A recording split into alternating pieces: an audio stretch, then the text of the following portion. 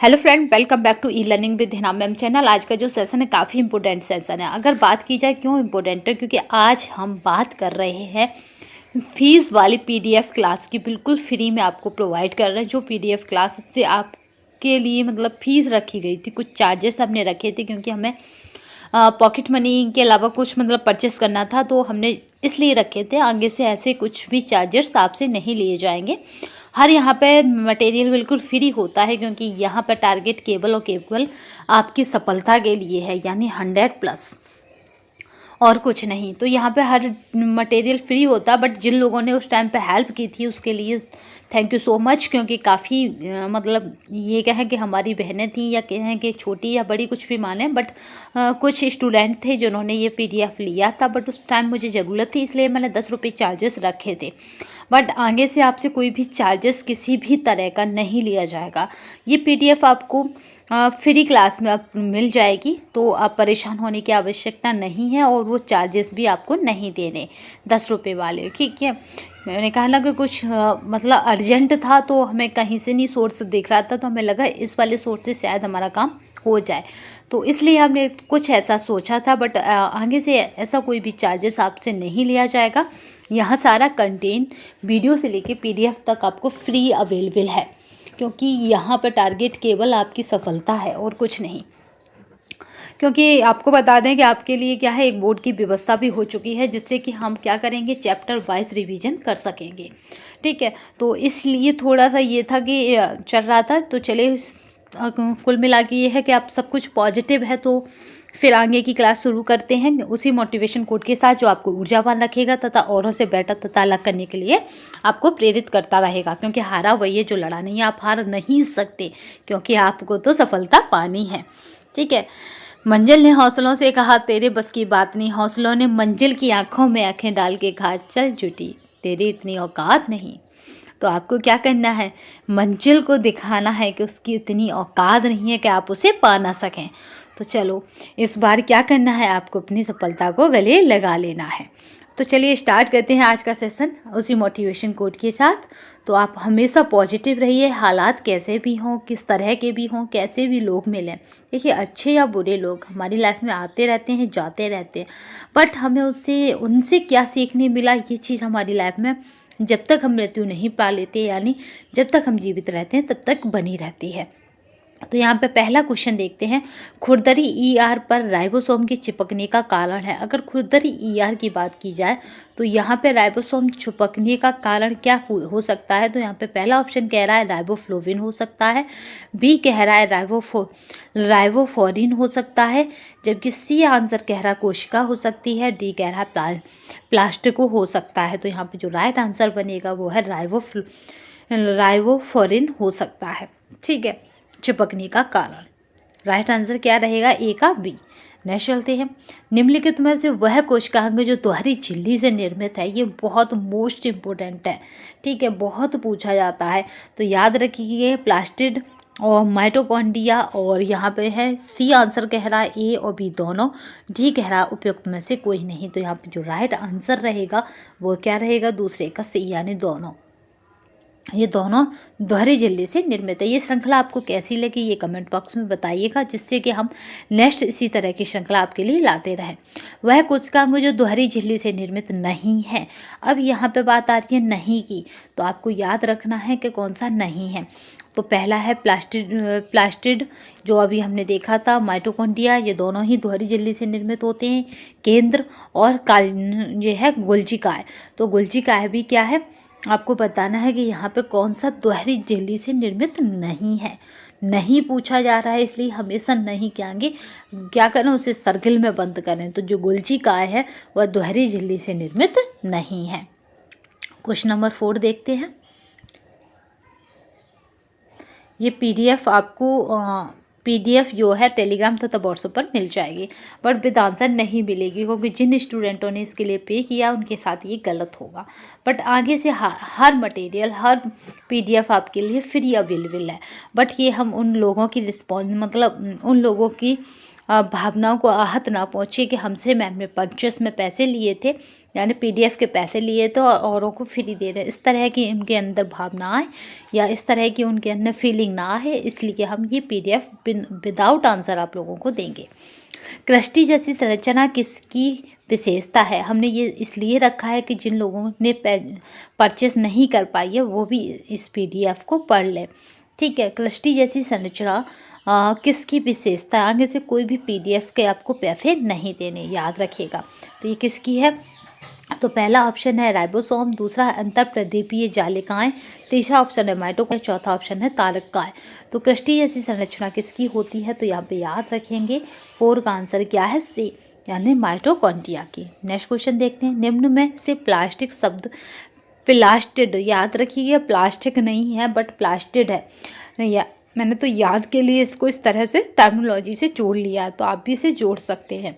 तो यहाँ पे 5 को देखते हैं, निम्न में से प्लास्टिड शब्द किसने दिया है?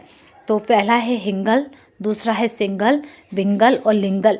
तो यहाँ पे जो राइट आंसर की बात करी जाए 5 का राइट आंसर क्या रहेगा? हिंगल महोदय ने दिया है प्लास्टिड शब्द। नेक्स्ट चलते हैं, क्रोमोसोम की खोज किसने की है? तो यहाँ पे अगर क्रोमोसोम की बात की जाए तो स्टार वर्गर ने, यहाँ पर बी ऑप्शन है, विरचोव ने, विररोज ने और हिंगल ने। तो यहाँ पर राइट आंसर रहेगा स्टार्स बर्गर ने की है। सभी कोशिकाएं पूर्ववर्ती कोशिकाओं से विकसित हुई हैं। जो सभी कोशिकाएं हैं वो पूर्ववर्ती कोशिकाओं से विकसित हुई हैं। तो यहाँ पे ये विचार किसका है? तो पहला ऑप्शन है विरचोव का, दूसरा ऑप्शन है स्टार बर्गर का, तीसरा ऑप्शन है अलेक्जेंडर फ्लेमिंग का और डी ऑप्शन है इनमें से कोई नहीं। तो यहाँ पे जो राइट आंसर रहेगा वो क्या रहेगा? तो विरचोव का है। पेंसिलिन की खोज किसने की है? तो अगर पेंसिलिन की बात की जाए तो यहाँ पे पहला ऑप्शन है अलेक्जेंडर फ्लेमिंग ने, दूसरा ऑप्शन है विरोध ने, स्टार बर्गर ने और इनमें से कोई नहीं। तो 8 का जो राइट आंसर रहेगा वो क्या रहेगा? तो यहाँ पे अलेक्जेंडर फ्लेमिंग ने क्या करी है? यहाँ पे खोज की है। नेक्स्ट क्वेश्चन देखते हैं, माइटोकॉन्ड्रिया की खोज किसने की है? तो यहाँ पे जो ऑप्शन है उन्हें देख लेते हैं, कॉलिकर व अल्टमान ने, बेवाव ने, सिल्डमैन व सेवाल ने और इनमें से कोई नहीं। तो 9 का जो राइट आंसर रहेगा वो क्या रहेगा? कॉलकर व अल्टमान ने की है। कोशिका सिद्धांत सन 1838 से 39 किसने दिया? तो कोशिका सिद्धांत 1838 यानी 38 से 39 किसने दिया? तो यहाँ पे बात करते हैं, पहला ऑप्शन है स्लीडन व सेवाल ने, दूसरा ऑप्शन है नाल व रुस्का ने और सी ऑप्शन है दोनों ने और इनमें से कोई नहीं। तो यहाँ पे जो राइट आंसर है वो क्या है? यहाँ पे स्लीडन व सेवाल ने दिया था। माइटोकॉन्ड्रिया शब्द किसने दिया है? तो वेंडा ने, हिंगल ने, हींग ने, इनमें से कोई नहीं। तो 11 का अगर राइट आंसर की बात की जाए तो ये किसने दिया है? तो वेंडा ने दिया है। एकल झिल्ली युक्त कोशिका अंग है। तो एकल झिल्ली युक्त कोशिका अंग कौन सा होता है? तो गोल्जिकाएं, लाइसोसोम, अंतःप्रदीपीय जालिकाएं, उपयुक्त सभी। तो यहाँ पे एक झिल्ली कोशिकाओं में क्या होता है? ये सभी होता है। जीव जगत की एकमात्र ऐसी कोशिका जो बिना श्वसन के जीवित रह सकती है। तो जीव जगत की ही एकमात्र ऐसी कोशिका है जो बिना श्वसन के जीवित रह सकती है। तो यहाँ पर ऑप्शन देखते हैं, माइक्रोप्लाज्मा, तंत्रिका कोशिका, द्रव कोशिका और अंडाणु। तो यहाँ पे जो राइट आंसर रहेगा वो क्या रहेगा? तो राइट आंसर की अगर बात की जाए तो माइक्रोप्लाज्मा रहेगा। मानव शरीर की सबसे बड़ी व सबसे छोटी कोशिका है। तो यहाँ पे राइट आंसर क्या है? अंडाणु व शुक्राणु। बी ऑप्शन है शुक्राणु तंत्रिका कोशिका, डी ऑप्शन है, सी ऑप्शन है द्रव कोशिका और डी ऑप्शन है इनमें से कोई नहीं। तो यहाँ पे 14 का जो राइट आंसर रहेगा वो रहेगा अंडाणु और शुक्राणु है। जीव जगत की सबसे लंबी कोशिका। तो यहाँ पे जो राइट आंसर रहेगा उसे देख लेते हैं, पहला तंत्रिका कोशिका, दूसरा दंग कोशिका, सी है दोनों हैं और इनमें से कोई नहीं। तो जीव जगत की सबसे लंबी अगर कोशिका की बात की जाए तो तंत्रिका कोशिका है। कोशिका का श्वसन केंद्र है। तो यहाँ पे कोशिका का अगर श्वसन केंद्र पूछा जाए तो माइटोकॉन्ड्रिया ऑप्शन को देखते हैं, हरित लवक, गोल्जी काय और लाइसोसोम। तो यहाँ पर कोशिका का अगर श्वसन केंद्र की बात की जाएगी तो माइटोकॉन्ड्रिया क्या है, कोशिका का श्वसन केंद्र है, याद रखिएगा। कोशिका की आत्मघाती थैली है, बहुत बार रिपीटेड क्वेश्चन है।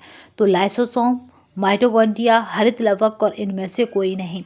तो यहाँ पे जो राइट आंसर रहेगा वो है लाइसोसोम, कोशिका की आत्मघाती थैली है।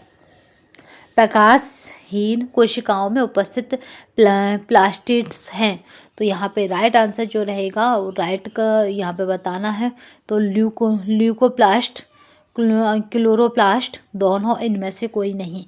तो 18 का जो राइट आंसर रहेगा वो है ल्यूकोप्लास्ट। किसमें आंतरिक झिल्ली प्रणाली नहीं होती है? तो 9 का राइट आंसर क्या रहेगा, क्लोरोप्लास्ट, क्रोमोसोम। और यहाँ पे नेक्स्ट देखते हैं, क्रोमोसोम के बाद क्रोमोप्लास्ट और इनमें से कोई नहीं। तो यहाँ पे जो राइट आंसर रहेगा 19 का वो क्या रहेगा, क्लोरोप्लास्ट रहेगा। नेक्स्ट क्वेश्चन देखते हैं, इलेक्ट्रॉनिक सूक्ष्मदर्शी यंत्र की खोज की है। तो यहाँ पे जो राइट आंसर है नाल एवं डुस्का ने। इलेक्ट्रॉन सूक्ष्मदर्शी यंत्र की खोज किसने की है? तो नाल एवं डुस्का ने की है। नेक्स्ट क्वेश्चन देखते हैं, RDA 2020 के अनुसार अनाज, फलियां व दूध समूह भोज्य पदार्थों का अनुपात तय किया गया है। मोस्ट इम्पोर्टेंट है, ठीक है। RDA चार्ट के अकॉर्डिंग आपको बताना है किस किस का। तो आपका अनाज, फलियों तथा दूध समूह भोज्य पदार्थों का अनुपात तय किया गया है। तो कितनी अनुपात रखा गया? तो ये ऑप्शन है यहाँ पे 3:1, 2.5 अनुपात, ठीक है। 2.5 अनुपात किसको मिला है? दूध को। 1 अनुपात किसको मिला है? फलियों को। और यहाँ पे 3 अनुपात किसको है? अनाज को। तो इसी तरह सारे अनुपात दिए गए हैं। पहला किसका है? अनाज का है। दूसरा किसका है? फलियों का है। तीसरा अनुपात दूध की समूह भोज्य पदार्थों का, यानी दूध के प्रोडक्टों का है। अब सी ऑप्शन को देख देते हैं, 4:1, 3.5। डी को देखते हैं, 2:3, 4 तो यहाँ पर राइट आंसर क्या रहेगा? अगर राइट आंसर की बात की जाए तो राइट आंसर ए रहेगा।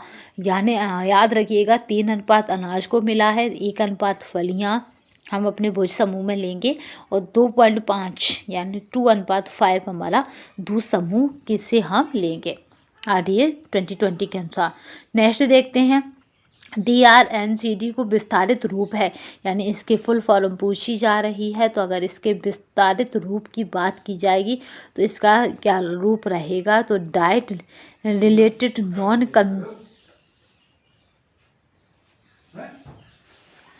इसका जो रहेगा वो क्या रहेगा?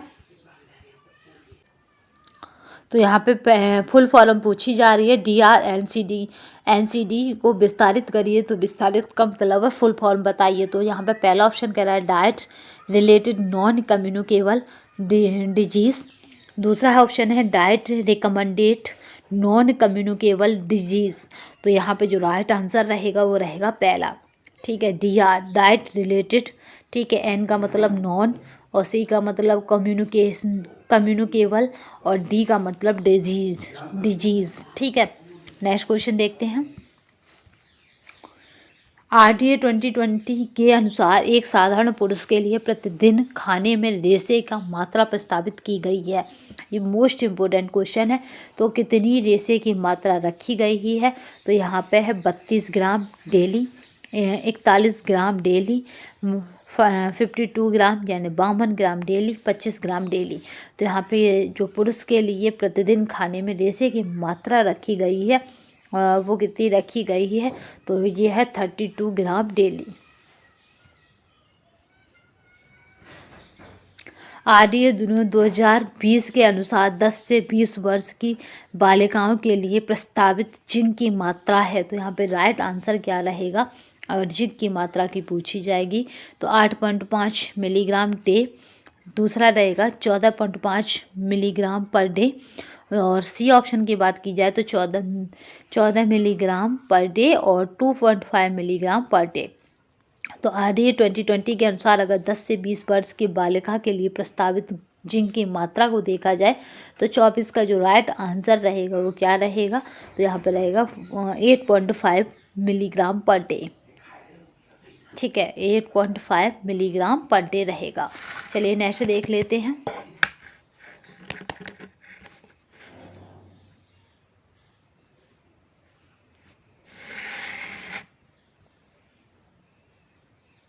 ठीक है, 24 का क्या राइट आंसर है, ए। नेक्स्ट क्वेश्चन देखते हैं। आरडीए के अनुसार गर्भवती महिला के लिए विटामिन ए की मात्रा, जो गर्भवती महिला है उन्हें कितना मतलब विटामिन ए लेना है, ये किसके अकॉर्डिंग बताना है, आरडीए 2020 के अकॉर्डिंग है। तो चलिए यहाँ पे देख लेते हैं। 900 milligram per day, 840 milligram per day, 400 milligram per day और 1000 मिलीग्राम पर डे। तो 25 का जो राइट आंसर रहेगा वो क्या रहेगा, 900 मिलीग्राम पर डे।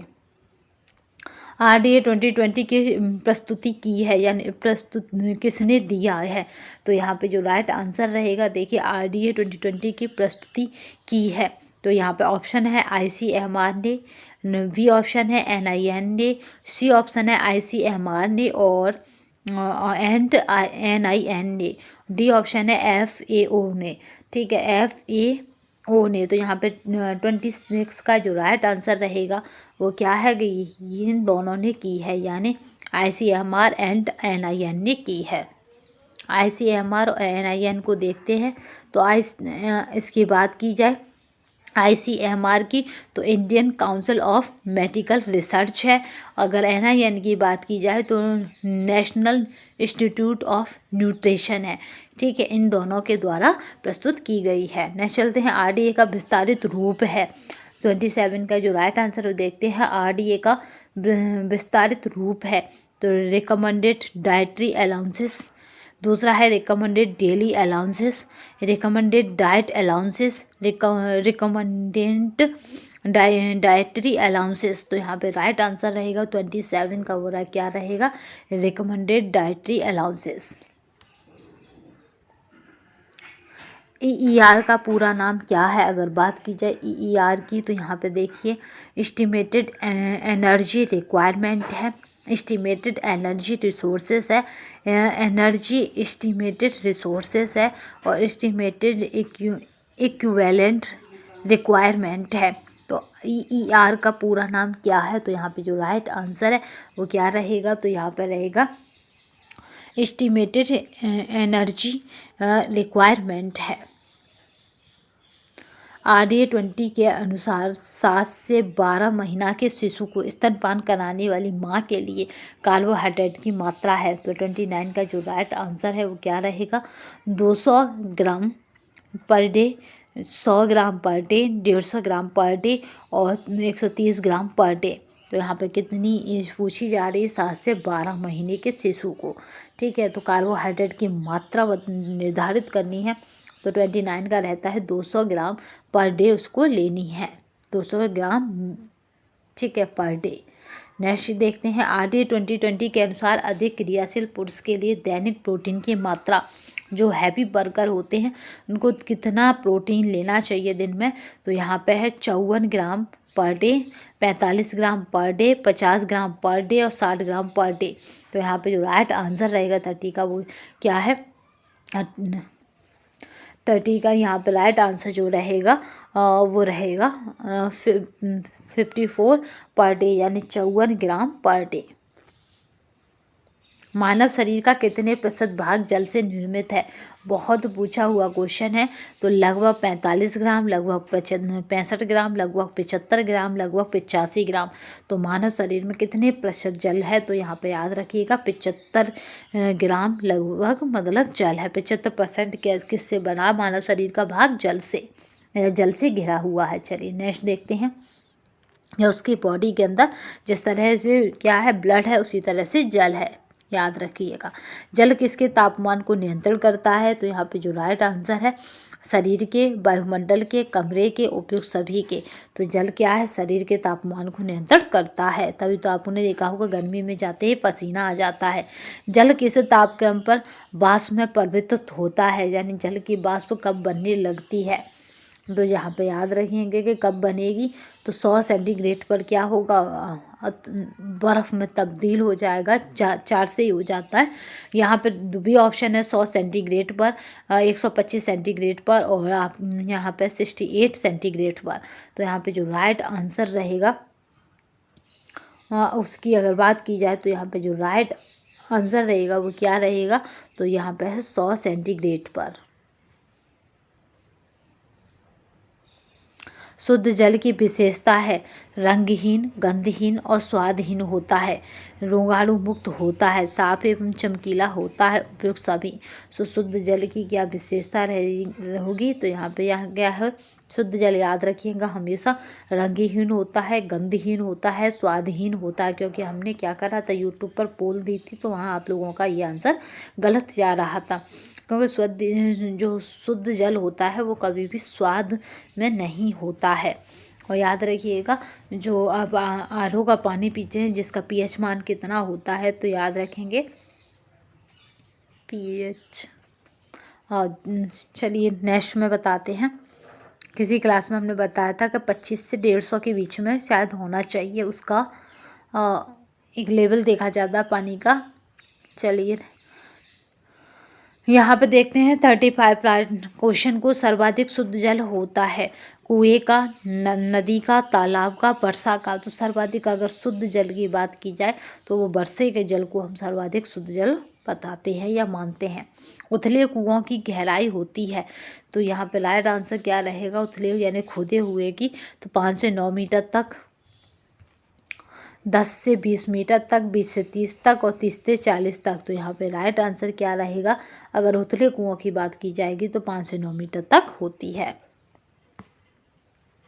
जल निम्न में से क्या है, तो जल निम्न में से क्या है, तो याद रखिएगा जल क्या है, जल यौगिक है, क्योंकि ये 2 तत्वों से मिलकर बना है, हाइड्रोजन, ठीक है, हाइड्रोजन और ऑक्सीजन, हाइड्रोजन के 2 और ऑक्सीजन का 1। क्योंकि इसका क्या है, जिसका अनुपात निश्चित होता है वो क्या माने जाते हैं, यौगिक माने जाते हैं। जिसमें अनुपात का कोई निश्चित मात्रा ना हो वो मिश्रण होता है, याद रखिएगा। तो जल क्या कहेंगे, यौगिक कहेंगे, क्योंकि इसमें अनुपात निश्चित है। जल का रासायनिक सूत्र है, तो यहाँ पे जल का अगर रासायनिक सूत्र की बात की जाएगी तो पहला ऑप्शन है OH, दूसरा है HO2, और सी ऑप्शन है H2O और डी ऑप्शन है H2O2। तो यहाँ पे जो राइट आंसर रहेगा वो क्या रहेगा, यहाँ पे राइट आंसर तो यहाँ पे रहेगा H2O। गांव में जल सामान्यतः प्राप्त होता है, तो यहाँ पर 39 का जो राइट आंसर है सरकारी नल से, हेड पाइप से और झरने से। और यहाँ पर नेक्स्ट देखते हैं, गांव में जल सामान्यतः प्राप्त होता है, तो यहाँ पे और किससे, तो यहाँ पे याद रखेंगे तालाबों से। कहाँ से, तालाबों से। नेक्स्ट क्वेश्चन देखते हैं जो हमारे स्वास्थ्य से रिलेटेड है, काफ़ी पूछे जाते हैं। मक्खियों द्वारा कौन सा रोग फैलता है, अगर मक्खियों की बात की जाएगी तो इनके द्वारा पहला है मलेरिया, दूसरा है हैजा, तीसरा है तपेदिक और चौथा है अफसा। तो यहाँ पे कौन सा रोग फैलता है, तो यहाँ पे जो राइट आंसर रहेगा वो क्या रहेगा, तो मक्खियों के द्वारा, मासी मक्खियों के द्वारा हैजा रोग फैलता है। हैजा के जीवाणु का क्या नाम है, पूछा हुआ क्वेश्चन है। तो हैजा के अगर जीवाणुओं की बात की जाए तो पहला ऑप्शन है ट्यूबरकिल वैसिलस, बी ऑप्शन है वायरस, सी ऑप्शन है कामा वैसिलस और डी ऑप्शन है साल्मोनेला टाइफी। तो यहाँ पे राइट आंसर जो रहेगा वो 41 का क्या रहेगा, कामा वैसिलस। अशुद्ध जल से रोग हो जाता है, तो यहाँ पे जो राइट आंसर है क्षय रोग, चेचक, हैजा, उपयुक्त सभी। तो अशुद्ध जल से जो रोग हो जाता है वो क्या होता है, तो हैजा हो जाता है अशुद्ध पानी पीने से। तभी तो पानी हमेशा शुद्ध पीते हैं। चलिए नेक्स्ट क्वेश्चन देखते हैं। टाइफाइड के जीवाणु का नाम है, तो टाइफाइड के अगर जो जीवाणु की बात की जाएगी तो पहला ऑप्शन है साल्मोनेला टाइफी, ठीक है, टाइफाइड भी कह सकते हैं इसको, जिससे कि याद रहे क्या, टाइफाइड से, ठीक है, टाइफाइड से क्या बना, टाइफ बना। दूसरा ऑप्शन है ट्यूबरकिल बैसिलस, सी ऑप्शन है कोमा बैसिलस और डी ऑप्शन है वेरियोला वायरस। तो यहाँ पे वेरियोला वायरस किस बीमारी के लिए है हम देखेंगे। यहाँ पे राइट आंसर जो रहेगा 43 का वो क्या रहेगा, तो साल्मोनेला यहाँ पे टाइफ रहेगा। अतिसार किस ऋतु में अधिक होता है। तो अतिसार की अगर बात की जाती है तो पहला वर्षा, दूसरा है शीतल, तीसरा है गर्मी और उपयुक्त सभी। तो यहाँ पे 44 का जो राइट आंसर रहेगा वर्षा में अतिसार अधिक होता है। अशुद्ध जल से होने वाले रोगों के बचाव के लिए, तो हमें अशुद्ध जल से अगर रोग हो रहे हैं तो क्या करना चाहिए, तो तालाब का जल पीना चाहिए, जल को ठंडा करके पीना चाहिए, जल को उबाल कर पीना चाहिए, जल पीना नहीं चाहिए। तो यहाँ पे जो राइट आंसर है जल को उबाल कर पीना चाहिए। हैजा के जीवाणु का संवाहक होता है। तो यहाँ पे जो राइट आंसर है क्या होता है हैजा के जीवाणु को संवाहक, तो पहला है मक्खी, दूसरा है मच्छर, तीसरा है पिस्सू और चौथा है कठमल। तो हैजा के अगर जीवाणुओं की बात की जाएगी तो यहाँ पे क्या हो जाएगा, मक्खी हो जाएगा। अम्बिविक पेचिस किस जीवाणु के द्वारा फैलता है। तो यहाँ पे जो राइट आंसर रहेगा वो क्या रहेगा, तो अम्बिविक पेचिस यहाँ पे है पहला है विब्रियो कॉलोरी के द्वारा, बैसिलरी के द्वारा, एंड अमीबा स्टोलाइटिका के द्वारा और साल्मोनेला टाइफी के द्वारा। तो यहाँ पे जो राइट आंसर है वो है एंड अमीबा स्टोलाइटिका के द्वारा। मोतीजरा रोग किस जीवाणु द्वारा फैलता है। तो यहाँ पे जो राइट आंसर है एंटी अमीबा स्टोलाइटिका, दूसरा ऑप्शन है बैसिलरी, तीसरा ऑप्शन है विब्रो कावेरी और चौथा ऑप्शन है साल्मोनेला टाइफी। तो यहाँ पे 48 का जो राइट आंसर रहेगा और वो क्या रहेगा, तो यहाँ पे अगर मोतीजरा की बात की जाए तो मोतीजरा साल्मोनेला टाइफी के द्वारा फैलता है। मोतीजरा में आरंभ में ज्वर रहता है, ये बहुत पूछा जाता है कि जब मोतीजरा शुरू होता है तब कितना ज्वर रहता है। ज्वर यानी बुखार यानी फीवर रहता है 100 सेंटीग्रेड, 110 सेंटीग्रेड, 102 सेंटीग्रेड, 103 सेंटीग्रेड। तो यहाँ पे अगर बात की जाए 49 की तो यहाँ पे रहता है 101 सेंटीग्रेड फ़ारेनहाइट। चलिए, मोतीजरा में दूसरे सप्ताह में ज्वर कितना हो जाता है। यहाँ पे ज्वर रहता ही रहता है तो जो दूसरे सप्ताह में क्या होगा, ज्वर बढ़ जाएगा। ठीक है, 2 सेंटीग्रेड तक बढ़ जाता है, यानी 101 वहाँ तक क्या था 102 था, यहाँ पे कितना हो जाएगा 104 हो जाएगा दूसरे सप्ताह में। तो 50 का जो राइट आंसर रहेगा वो रहेगा सी। मक्खियों में कौन सा रोग फैलता है। तो पहला ऑप्शन है चेचक, दूसरा है क्षय रोग, तीसरा है टाइफाइड और चौथा है मलेरिया। तो यहाँ पे 51 की बात की जाएगी तो मक्खियों से कौन सा रोग फैलता है, तो यहाँ पर राइट आंसर क्या रहेगा, टाइफाइड रहेगा। वायु प्रदूषण फैलता है कारखानों से, वाहनों से, ईंधन के जलने से, उपयुक्त सभी। तो वायु प्रदूषण फैलता है तो याद रखिएगा उपयुक्त सभी से फैलता है, क्योंकि ये सभी वायु में ही पहुंचते हैं। ध्वनि प्रदूषण उत्पन्न होता है साइकिल से, जनरेटर से, गैस के चूल्हे से, हीटर से। तो यहाँ पे 53 का जो राइट आंसर है वो क्या है, जनरेटर से। आपने देखा होगा कितना तेज ध्वनि तथा काला धुआं निकलता है। जल संरक्षण के सिद्धांत है। तो यहाँ पे जो राइट आंसर रहेगा जल की उपलब्धता बनाए रखना, जल को प्रदूषित होने से बचाना, प्रदूषित जल को स्वच्छ करके उसका पुनर्चक्रण करना और उपयुक्त सभी। जल का क्या है, जल संरक्षण के सिद्धांत हैं। तो यहाँ पे जो राइट आंसर रहेगा वो क्या रहेगा, तो उपयुक्त सभी। इन सब के माध्यम से हम जल को संरक्षित कर सकते हैं। आधुनिक वैज्ञानिक युग की गंभीर समस्या है। तो आधुनिक अगर वैज्ञानिक युग की अगर बात की जाएगी तो उसकी गंभीर समस्या, पहला बेरोजगारी, दूसरा निर्धनता, तीसरा भिक्षावृत्ति यानी जो रोड पर भीख मांगते हैं और चौथा है पर्यावरण। तो आधुनिक युग की अगर बात की जाती है तो पर्यावरण उसकी सबसे बड़ी समस्या है। नेक्स्ट चलते हैं, वायु प्रदूषण को नियंत्रण करने का मुख्य उपाय है। तो यहाँ पे 56 की अगर राइट बात की जाएगी तो पहला अधिक से अधिक पेड़ लगाना, दूसरा है जंगलों को काटना, तीसरा है नए नए वाहन चलाना और डी है औद्योगिक इकाई स्थापित करना। तो 56 का राइट आंसर जो रहेगा अधिक से अधिक पेड़ लगाना।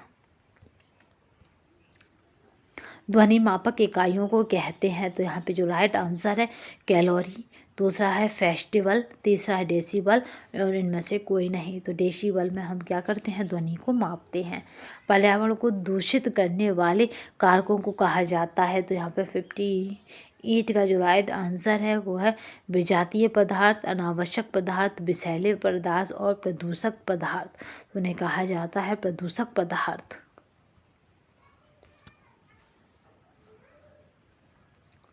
कारखानों की चिमनी के धुओं से प्रदूषण होता है। तो यहाँ पे 59 का जो राइट आंसर है वायु प्रदूषण, ध्वनि प्रदूषण, मृदा प्रदूषण, जल प्रदूषण। तो कारखानों की चिमनियों के धुएं से प्रदूषण होता है। तो जो 59 का राइट आंसर क्या है वो है वायु प्रदूषण।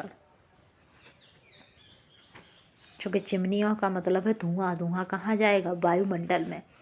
जल प्रदूषण के कारण है सीवर का पानी, औद्योगिक अपशिष्ट पदार्थ, कूड़ा करकट, घरेलू गंदगी तथा शवों को जल में प्रभावित करना, उपयुक्त सभी। तो जल प्रदूषण के कारण क्या है, उपयुक्त सभी।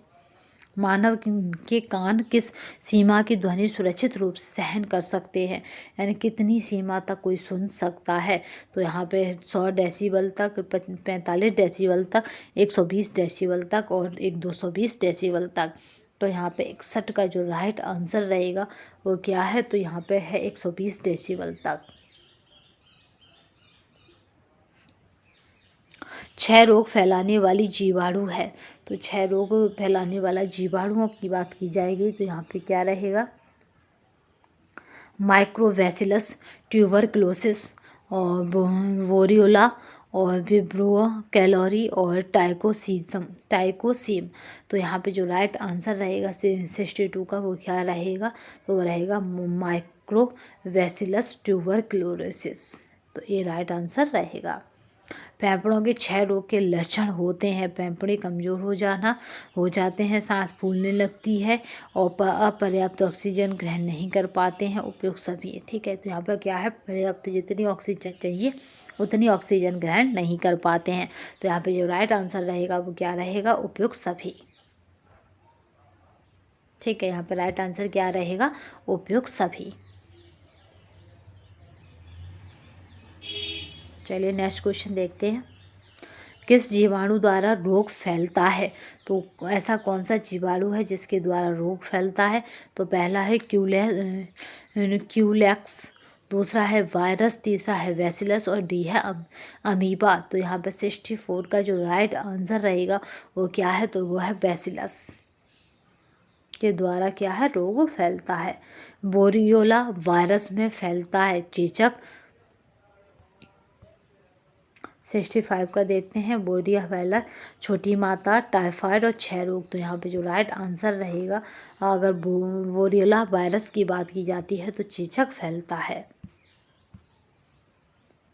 कचरा नहीं निकलता है। तो यहाँ पे राइट आंसर क्या रहेगा, कचरा नहीं निकलता है। तो यहाँ पे 3 महीने के छोटे बच्चों को, 6 महीने के छोटे बच्चों को, 3 साल के छोटे बच्चों को, 5 साल के छोटे बच्चों को। तो 66 का जो राइट आंसर रहेगा वो क्या है, 3 महीने के छोटे बच्चों को।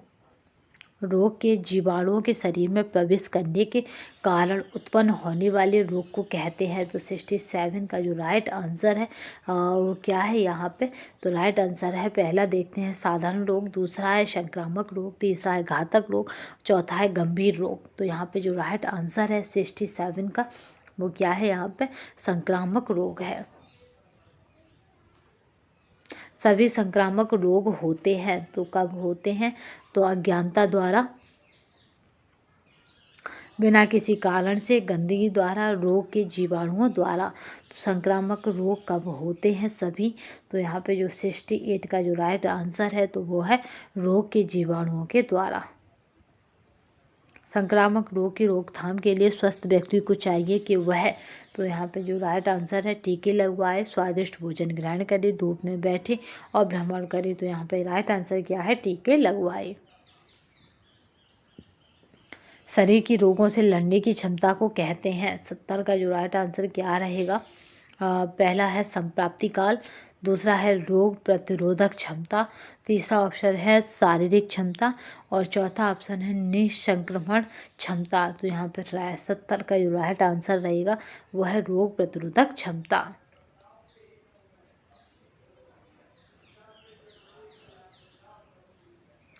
चलिए नेक्स्ट क्वेश्चन देखते हैं।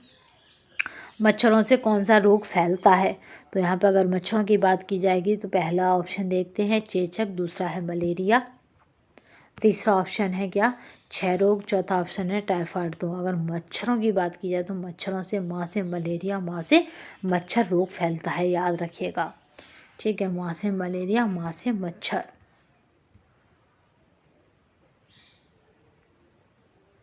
नेक्स्ट क्वेश्चन देखते हैं। मानव शरीर का सामान्यतः ताप कितना होता है? तो यहाँ पे जो राइट आंसर रहेगा उसे देखते हैं। 98.4 फ़ारेनहाइट होता है, 98.6 फ़ारेनहाइट होता है, 97.6 फ़ारेनहाइट होता है, 99.4 फ़ारेनहाइट होता है। तो यहाँ पे 72 की बात की जाएगी तो 98.6 फ़ारेनहाइट होता है। वायु द्वारा फैलने वाला रोग है तो यहाँ पे वायु द्वारा है हैजा, प्लेग, चेचक और रिकेट्स। तो वायु द्वारा फैलने वाला रोग क्या है? तो इसको चेचक कहते हैं। ठीक है, वायु द्वारा कौन सा रोग फैलता है? तो इसको चेचक कहते हैं, वायु द्वारा फैलने वाले रोग को। तो आई होप आज हमने उस PDF की फीस वाली PDF को कंप्लीट कर लिया है फ्री वीडियो के माध्यम से। तो आपसे कोई भी किसी भी तरह का चार्जेस नहीं लिया जाएगा आगे भी। तो इस बात को ध्यान रखिएगा कि आपको करना क्या है कि केवल और केवल अपना टारगेट 100+ करना है, क्योंकि यहाँ पे हमारा लक्ष्य केवल और केवल आपका टारगेट ही 100+ वाला होना चाहिए। अगर आपको कोई भी टॉपिक या कोई भी मतलब कंटेंट ऐसा जिससे और ज़्यादा क्लियर करना हो तो कमेंट बॉक्स में बता सकते हैं, क्योंकि अब हम चैप्टर वाइज जल्दी ही श्रृंखला स्टार्ट करेंगे, यानी सिलेबस वाइज जल्दी ही श्रृंखला स्टार्ट करेंगे। यूथ की competition times chapter wise complete होने के बाद ही जल्दी ही हमारी जो श्रृंखला नेक्स्ट स्टार्ट होगी वो रहेगी सिलेबस वाइज टॉपिकों को कवर करना। पहले हम उन टॉपिकों को उठाएंगे जहाँ से हर बार क्वेश्चन बनते हैं, जैसे वर्क सिंप्लीफिकेशन हुआ, यहाँ से हर बार क्वेश्चन बनता है। होम मैनेजमेंट में यानी मैनेजमेंट पार्ट में हमारा रंग हुई, यहाँ से हर बार क्वेश्चन बनता है। और क्या हुआ, जापानी पुष्प सज्जा हुआ, यहाँ से हर बार क्वेश्चन बनता है। रेशों की बात की जाए तो रेशम से बनता है, और रेशों में प्राकृतिक रेशे और उससे बनते हैं। तो जिस तरह से सिलेबस में अब तक जितने क्वेश्चन आ चुके हैं, यानी जैसे जैसे क्वेश्चन आ रहे हैं, जिस जिस कंटेंट से आ रहे हैं उस कंटेंट को पहले कवर करेंगे, फिर हम क्या करेंगे, देन उसके बाद पूरा सिलेबस कवर करेंगे। तो आज की श्रृंखला आपको कैसी लगी कमेंट बॉक्स में ज़रूर बताइएगा, तथा आज की श्रृंखला अगर आपको मतलब लगी कि हाँ श्रृंखला है तो इसे कमेंट बॉक्स में ज़रूर बताइएगा। अपना टारगेट केवल और केवल एक ही रखिए, 100+, क्योंकि और कुछ नहीं। अब हम आज से केवल और केवल आपसे यही कहा करेंगे कि 100+, और कुछ नहीं।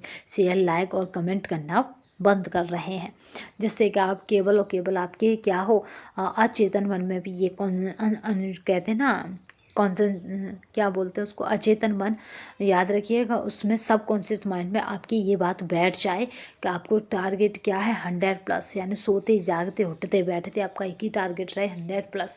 क्योंकि ये वाली वैकेंसी पुराने नॉर्म्स और नियमों पर हो रही है, तो आपको पेंशन वगैरह सब मिलेगी। आगे वाले में हो सकता है कोई चेंजेस कर दे सरकार, या कोई और बड़े चेंजेस आ जाए, तो इस वाली वैकेंसी में आप अपनी एक सीट पक्की कर लीजिए, जिससे कि आने वाली TGT में आपको फिर परेशानी ना हो। ठीक है, ये वाला TGT आपका लास्ट अटैम्प्ट हो TGT का, और अदर एग्जामों का नहीं, बट TGT का ये लास्ट अटैम्प्ट होना चाहिए। यहाँ टारगेट अब आपसे यही कहा जाएगा कि 100+, और कुछ नहीं। ठीक है, तो आज के लिए बस इतना ही। नेक्स्ट सेशन में फिर मिलेंगे, तब तक के लिए वंदे मातरम, जय हिंद। 100+, और कुछ